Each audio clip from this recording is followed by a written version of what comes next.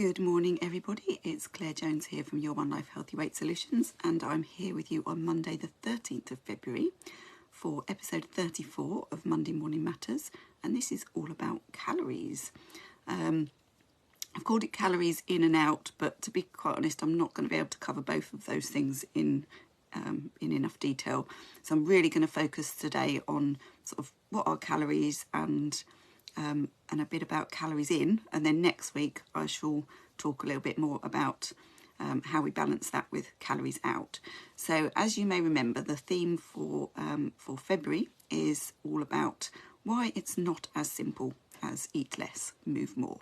So as I say, today I'm going to be focusing on, or last week I just gave a bit of an overview of that and why, you know, and the fact that in my personal experience I found that I couldn't really do eat less and move more very well at the same time, and over the next couple of weeks I'll start to kind of shed a bit more light on why that is. So today, and if you are watching live, it'd be lovely if you could say hello in the comments. I don't always get to see them, unfortunately, when you leave comments. If I see them, obviously I will acknowledge. If not, obviously I will come back in after the session is over and just say hello back to you. But yes, it would be lovely if you could say hello, because that just helps everybody to know that I've gone live, and if they were, you know, keen to watch, then they might get a notification to say that I've gone live. So brilliant. But if not, if you're watching on replay, again, just put hashtag replay in the comments, and obviously if you have got any other things you want to ask or say, then do, because then obviously I can come in and talk with you as well. So today I'm going to be stripping it right back to basics, and we're going to be talking about what even are calories. Okay, so you may have heard the saying that calories are those little things that sneak into your wardrobe at night and stitch your clothes a little bit tighter. Unfortunately, it's not. The calories, it's one of those, I don't want to teach people to suck eggs, but actually sometimes we forget what all of this is about, and it's very easy to get stuck into, I don't understand why I'm not losing weight, or I don't understand why I'm putting on weight. For the vast majority of us, it will be because we're eating more calories than we realise if we're not losing weight or if we're putting it on. Calories are simply a unit of energy. It's a way of measuring the amount of energy that is in our food, and also a way of measuring how many calories we may be burning. That second part is what I'm going to talk about a bit more next week. Today I'm going to be focusing more about the calories in. So as I say, they're units of energy. They are a useful way of measuring or counting the amount of energy that we're consuming, in the same way as we may measure anything else. So we count money in pounds and pence in the UK. We measure liquids in litres and millilitres. We measure weight in kilos, pounds, stones and pounds, whatever your preference. It is simply another way of measuring what, it's a way of measuring what we're consuming in terms of energy. Because if we don't have any means of measurement, then it's really, really difficult to actually know and understand whether we're eating and drinking the right amount of energy for our bodies. So if you were to just Google how many calories do I need, you would find, certainly on various different websites, including the NHS website, that a woman needs around 2,000 calories a day to maintain weight, and a man needs about 2,500. Now they are very ballpark figures, okay? They are average, nobody's average. So it is about working out, well, what does that mean for you? So some people it may be a little bit more, some people it may be a little bit less. It does depend on various factors. The most important factor is basically our size, because bigger bodies need more energy, smaller bodies need less energy. Other things also come into that, things that affect that, and include our body composition. So the more muscle tissue we have, the more we are able to burn more calories. I'm not going to go into all the details of that right now. But how do they make us gain or lose weight? Well, obviously, if we are taking in more energy than what our bodies need, then we are storing or saving the surplus for later, and that is what how we develop fat on our bodies. It's a storage facility. That's all it is, and it cannot be created if there is no surplus of energy. It doesn't come from nothing. So if you remember the equations you may have learned at school, in that energy is neither created nor destroyed, it's simply transferred. So the energy from our food, if we don't need to use it, if our bodies don't need to use it now, it will store it for later if there's been too much going in. If there's not been enough going in, so we're in a calorie deficit, our bodies will then draw on the surplus energy in our fat cells. One of the things I'm going to come on to next week is why we need carbohydrates and we need enough energy going in each day in terms of being able to function properly, because our bodies take longer to convert fat into fuel than they do from the glucose from the carbohydrates that we eat and the glycogen that's in our muscle stores. I'm going to talk about that more next week. But that is why, you know, they say you need to fuel workouts properly with carbohydrates, because otherwise it can feel like sort of working out through treacle, because our bodies cannot convert the energy quick enough. Whereas when we're using our carbohydrate stores, our glycogen in our muscles and our liver, and the glucose from our blood, from the things that we've eaten recently, then that is how we are able to perform better in a workout. But I'm digressing. I'll talk about that more next week. So that's basically how it works in simple terms, and I think it's so important not to forget that. It's very easy to forget that when we are perhaps dealing with stresses, and you know we're perhaps maybe not paying too much attention to how much we're eating and drinking, and we can easily get caught in the sort of like the thought of, well, I'm not eating that much, so I don't understand why I'm putting on weight.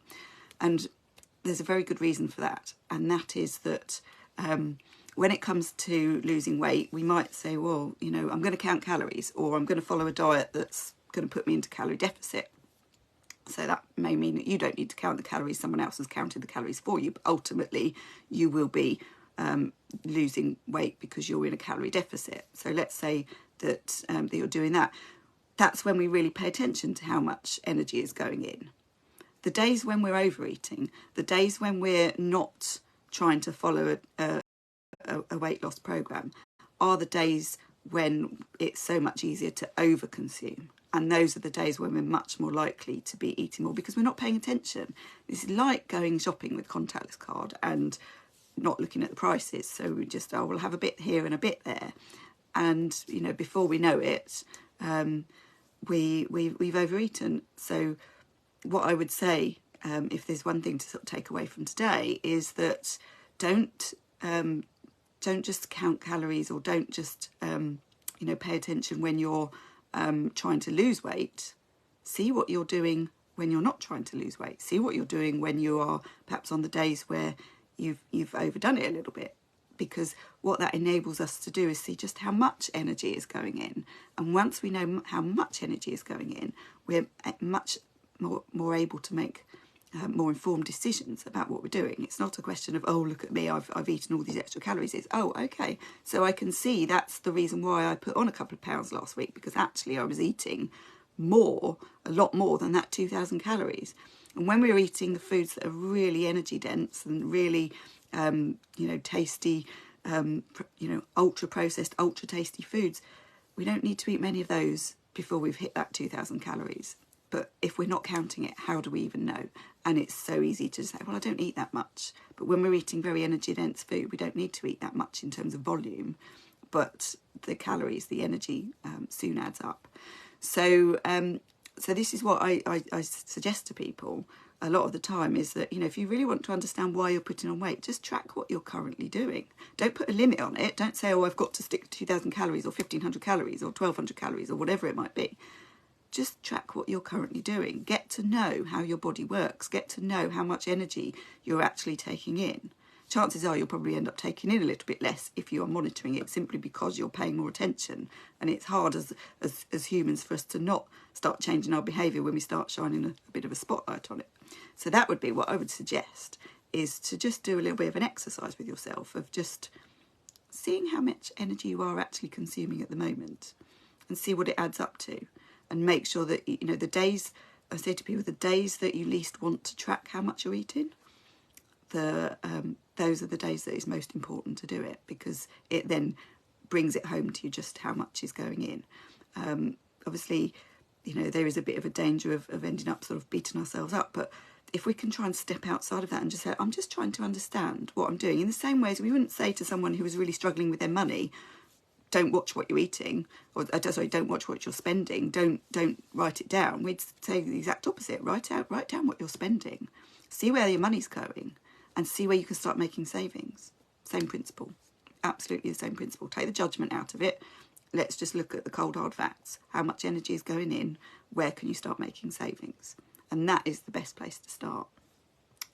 So I do encourage people to count calories, simply because it raises our awareness. No matter what kind of eating program we're following, if we're not aware of how much energy is going in, we're not actually learning anything about what we're eating. So even if you are following a diet program that has done the calorie counting for you, just maybe spend a few days just observing how many calories are going in from what you're following, so you can actually see what kind of deficit your body needs to lose weight. The more knowledge you have, the more power you have over what you're going to do, as long as you are taking that judgment out of it and just looking at at things objectively. Because ultimately, it's really, really difficult to manage our weight in the world that we're living in, and it's not surprising, given how we are bombarded with food adverts, that food is everywhere. You know, we can get takeaways delivered within 20 minutes from whatever food outlet we like if we're living in a town or a city. Even villages have tend to have, you know, a lot of their shops tend to be food related, and food, unfortunately, is far too big a part of our lives to be healthy. And we've got to find a way of living in this world, and, you know, being able to enjoy our food, be able to be sociable with our food, but without a point where it's actually damaging our health. So by learning how much energy we're actually taking in can make all the difference. And that's what I would suggest, you know, is do a bit of an exercise with yourself and see what happens. And just bear in mind that it's consistency that really is key, because what quite often happens is we might be really contained during the week, you know, maybe we're trying to lose weight and we're trying to follow, say, 1,500 calories a day. We do that religiously through the week, and then the weekend comes, a couple of takeaways, and we've easily wiped out any calorie deficit that we've created during the week. We might even have ended up being in a surplus because we don't count calories at the weekend, or we just say, oh, this won't matter. Actually, it does matter. It matters a lot, because if we keep doing that and we're not being consistent with our energy intake, we will be overspending without realising it. So the other thing to bear in mind as well is that, you know, we do need to think about the quality of what we're eating. So, you know, we want to be looking at making sure that we're getting good nutrition. And the good news is that when we're eating foods that are much more nutrient dense, they tend to be lower in calories, which actually means we can eat a greater volume of food and still be under that 2,000 calories or that 1,500 or whatever it is that you're aiming for.